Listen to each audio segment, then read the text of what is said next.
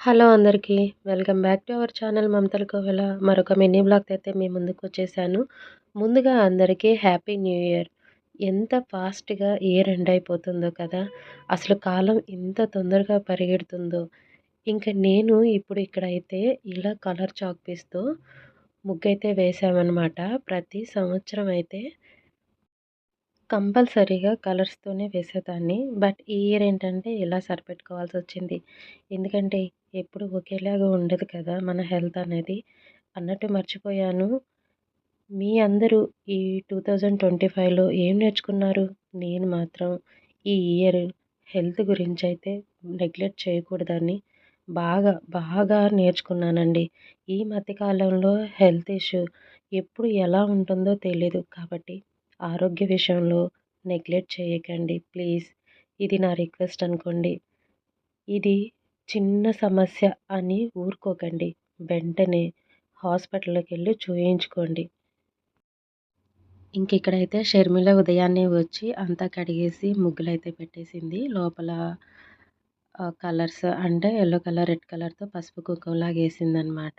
బయట ముగ్గు వేసి పెద్దగా కలర్స్ వేస్తాను అనింది కానీ, నేనే వద్దని చెప్పి అలా సరిపెట్టేసేలేమ్మా అన్నాను. ఇక కాకడాల చెట్టు ఈ కొమ్మ అయితే ఇరిగిపోయిందని అలా గుచ్చాం అంతేనండి. ఎన్ని పువ్వులొస్తున్నాయో దానికి.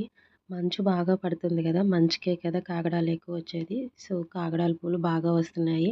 ఇంకా ఇంట్లో పని మొత్తము కంప్లీట్ అయిపోయిందనమాట. నాకు కొంచెం నీరసంగా అనిపిచ్చింది. అయితే మా వారే ఉన్నారు. ఇక పూజ నేను చేస్తాలే అని చెప్పారనమాట. అలా ఆయన నోటితో ఆయన అనేసరికి నేనైతే చాలా హ్యాపీగా ఫీల్ అయ్యాను. ఎందుకంటే ఆయన ఎప్పుడో కానీ పూజ చేయరు. చాలా రేర్ అనమాట. అసలు చెప్పుకోవాలంటే ఇయర్‌లో వన్స్ అనే చెప్పుకోవాలి. ఈ రోజైతే ఆయనంతట ఆయనే స్వయంగా నేను చేస్తానన్నారు. చాలా సంతోషం అనిపిచ్చి అని నేను నా మనసులో అనుకోని ఆయనైతే పూజ చేశారు. ఇక నేనైతే పక్కన నుంచొని దండం పెట్టుకున్నాననమాట. ఇంకా లంచ్‌లోకైతే ఈరోజు పప్పుచారు, ఇంకా పప్పుచారులోకి కాంబినేషన్‌గా ఇంట్లో కాకరకాయలుంటే కాకరకాయ ఫ్రై చేశాననమాట. సో, ఇదేనండి ఈరోజు లంచ్‌లోకి నేను చేసిన కర్రీసు. అలాగే ఈ ఇయర్ మీ అందరికీ చాలా మంచి జరగాలని, అలాగే మీరందరూ మంచిగా ఉండాలని కోరుకుంటూ once again happy new year. ఇదేనండి ఈరోజు నా వీడియో.